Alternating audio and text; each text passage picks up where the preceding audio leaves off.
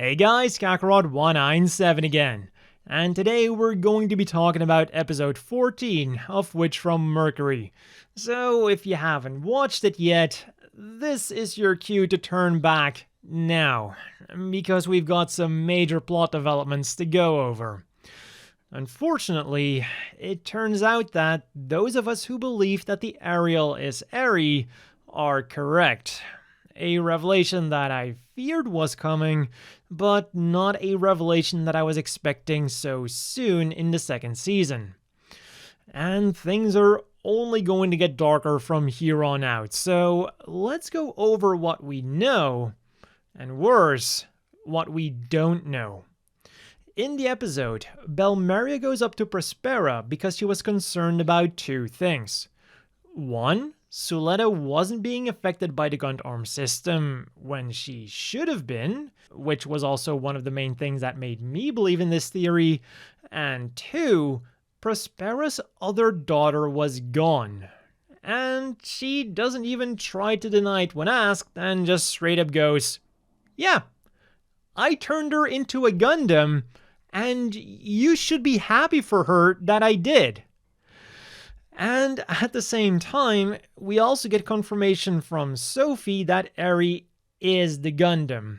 She realizes that who she thought was Suletta calling out to her was actually Eri calling out to her. And we then get an image of Eri being affected by the Gundam system. So there's also no way that there's going to be a gotcha moment later. For example, maybe Prospera just said that Belmeria was correct to put her on the wrong path or something, so that she wouldn't find out what was actually going on with Eri.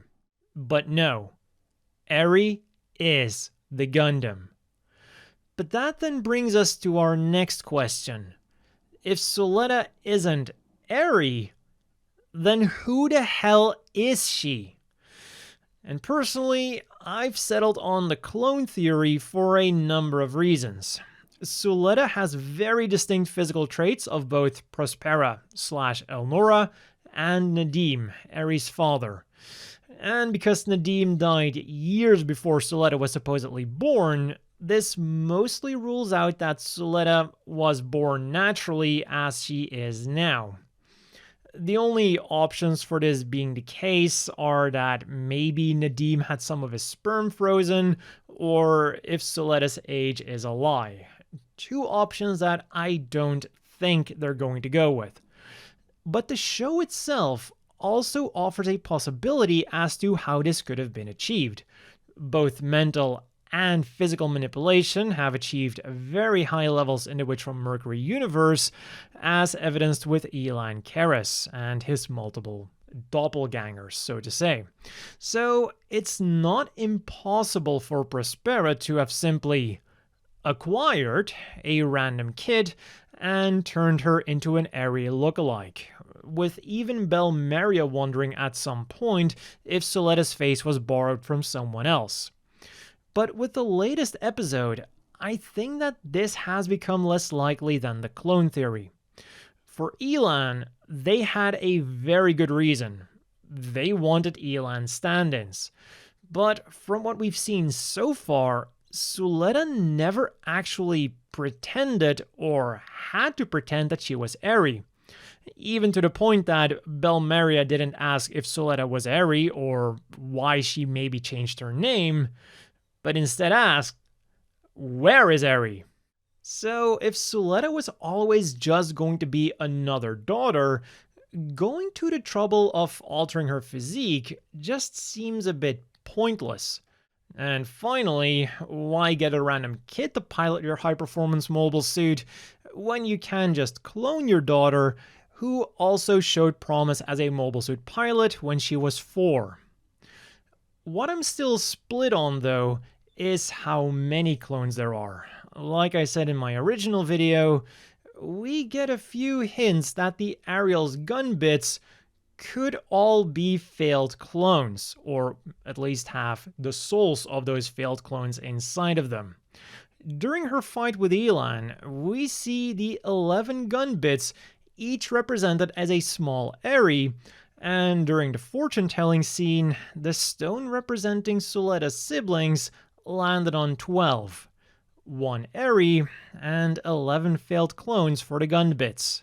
However, when Suletta was fighting against Sophie, Sophie only heard the one voice calling out to her, Eri. Something that can either mean that it is just Eri inside of the Gundam, with the Gunbit Eris just being a visual representation of Eri controlling them, or that the failed clones cannot reach out individually and form a system together with Eri. Something that at this point I'm unfortunately leaning more towards. And I'm afraid that Witch from Mercury has the potential to get much darker than that. Because we don't just have the anime, we also have the short novel Cradle Planet. And if you haven't read that yet, I'll have the link to the official English version down below. You can read it in like 10 to 15 minutes. And what's really disturbing about reading this, now that you know that Eri is the Ariel, is just how, like, Eri's sense of self is being the Ariel. To quote directly from the novel, I'm a Gundam-type mobile suit, and Suletta's mother is my developer. So clearly her mom didn't just turn her into a Gundam, like physically, but she also screwed with her mind. Again, going back to Elan, this is established as something that they can do in the Witch from Mercury universe. So now I wonder, is this going to play a role later on? Because honestly, I would not be surprised that this conflict between being a human and a Gundam could cause Eri to go haywire. Remember, both the high-grade kits of the Ariel and the Ariel Rebuild come with red eyes that we haven't seen in the anime so far. And what better sign of a rampant mobile suit than red eyes? And the other way that the story can get even darker is the reason why Prospera put Eri in the Gundam in the first place. If you want to give her the benefit of the doubt for some reason, you can go with what she said in the anime. We should be happy for Eri because Prospera gave her a new body that is also the next step in the evolution of the gun format. And since we know that Eri used the gun format, combined with the knowledge that using it will eventually lead to your death, then maybe she did what she had to do to save Eri's life. After all, she did claim that she's doing all of this for Eri's happiness. But if we again look at the Cradle Planet novel, we get an entirely different picture.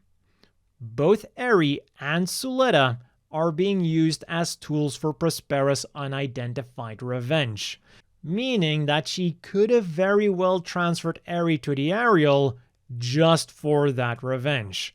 Something that really wouldn't surprise me anymore, seeing how Prospera does things. And finally, I'm also curious to see how Suletta is going to deal with all of this. Some people have theorized that she's in on the whole thing, but I think that she only knows as much as we the viewers do. And for the time being, her coping mechanism is blocking out everything and anything that doesn't align with her belief that her Gundam and her mother are good. Which would include blocking out the idea that the Ariel is anything other than just the Ariel. But someday, this is all going to come crashing down, and I really hope that Miorine will be there for her at that time. Because clearly her mother won't be.